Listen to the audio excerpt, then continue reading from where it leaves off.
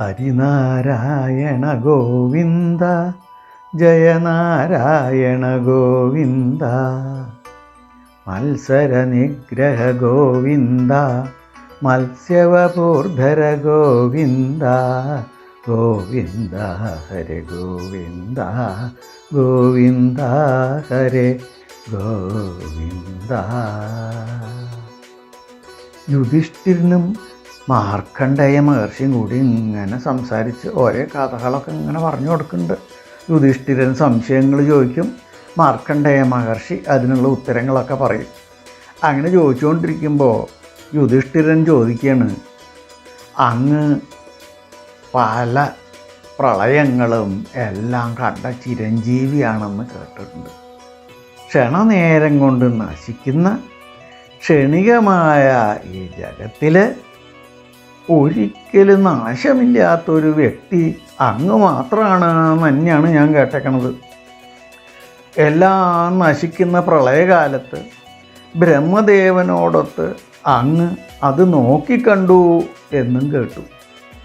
ആ പ്രളയ സമയത്ത് അതിവിശിഷ്ടങ്ങളായ പലതും അങ്ങ് കണ്ടിട്ടുണ്ടാവുമല്ലോ. അതിൽ ഏറ്റവും വിശിഷ്ടമായിട്ട് അങ്ങക്ക് തോന്നിയത് എന്താന്ന് എനിക്കൊന്ന് പറഞ്ഞു തരുമോ എന്ന് ചോദിച്ചു. മാർക്കണ്ഡേയ മഹർഷി ഉത്തരം പറയാൻ തുടങ്ങി. ഈ മാർക്കണ്ഡേയ മഹർഷിയുടെ കഥ നമ്മൾ ആദ്യം പറഞ്ഞിട്ടുള്ള ഭാഗവതത്തിൽ 55ാമത്തെ ഭാഗമായിട്ട് ഉമാമഹേശ്വര സംവാദം എന്ന് വിസ്തരിച്ച് പറഞ്ഞിട്ടുണ്ട്. ശിവൻ പാർവതിക്ക് ഈ കഥ പറഞ്ഞു കൊടുക്കുന്നതായിട്ടാണ് അതിൽ കാണുന്നത്. കൃതായുഗത്തിലെയും കലിയുഗത്തിലെയും വിശേഷങ്ങൾ ഞാൻ പറയാം. എന്താണെന്ന് വെച്ചാൽ ഇപ്പോൾ ദ്വാപരയുഗമാണല്ലോ, ഈ യുഗത്തിലാണല്ലോ അങ്ങ് വസിക്കണത്. അതുകൊണ്ട് ഈ യുഗത്തിൻ്റെ വിശേഷങ്ങളൊക്കെ അങ്ങ് കണ്ടതല്ലേ. എന്നാൽ കൃതായുഗത്തിൽ അങ്ങ് ജനിച്ചിട്ടില്ല. അപ്പോൾ ആ യുഗത്തിൽ എന്തൊക്കെ ഉണ്ടായിരുന്നു എന്ന് അങ്ങക്ക് പറഞ്ഞുതരാം. ഇനി കലിയുഗം വരാൻ പോണതേ ഉള്ളൂ, അതിലെന്താ ഉണ്ടാവാൻ പോണതെന്നും അങ്ങക്ക് പറഞ്ഞുതരാം. എല്ലാം കേട്ടോളോ എന്ന് പറഞ്ഞു. കേട്ടാൽ പേടിപ്പെടുത്തണം ആദ്യം ഉണ്ടാക്കണ കലിയുഗത്തിനെ പറ്റിയാണ് അദ്ദേഹം ആദ്യം പറയാൻ തുടങ്ങിയത്. കലിയുഗത്തിലെ അധർമ്മങ്ങളുടെ ഒരു ഘോഷയാത്ര തന്നെയാണ് അദ്ദേഹം പറഞ്ഞു കൊടുത്തത്.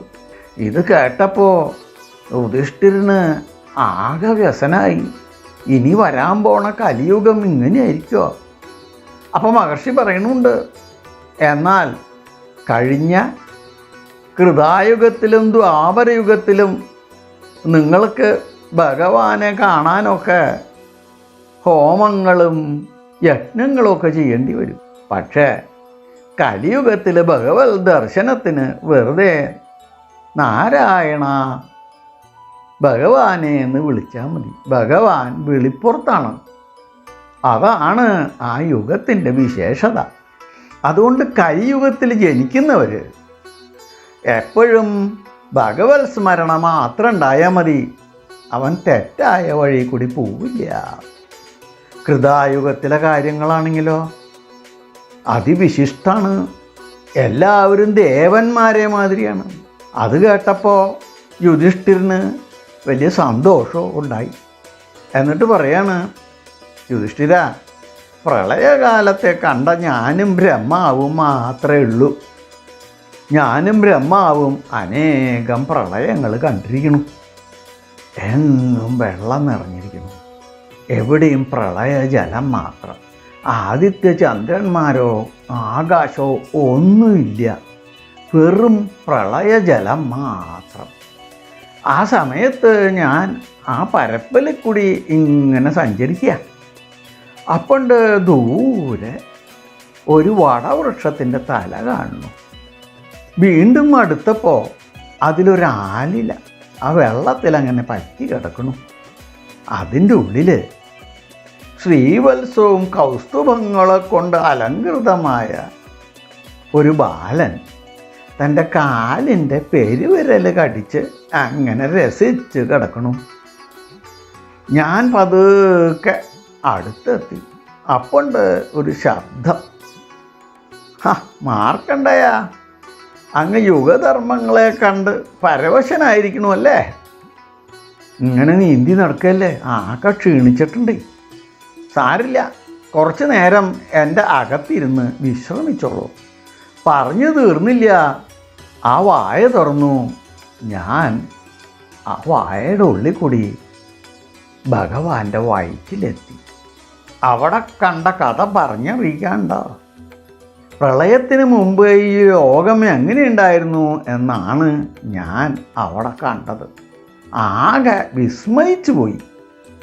യാതൊരു വ്യത്യാസവും ഇല്ല.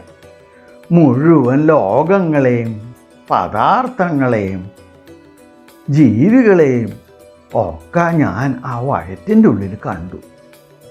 അങ്ങനെ ആശ്ചര്യപ്പെട്ട് നിൽക്കുമ്പോൾ പെട്ടെന്ന് ഭഗവാന്റെ ഉച്ഛ്വാസത്തിൽ ഞാൻ പുറത്തേക്ക് വരികയും ചെയ്തു. കണ്ടത് ഒരു നിമിഷം കൊണ്ട്, അത്രയേ ഉള്ളൂ. എന്നിട്ട് ഭഗവാൻ അരുളി ചെയ്യാണ്, ബ്രഹ്മദേവനോ ഇന്ദ്രനോ രുദ്രനോ ആരും എൻ്റെ ശരിയായ രൂപത്തെ മനസ്സിലാക്കിയിട്ടില്ല.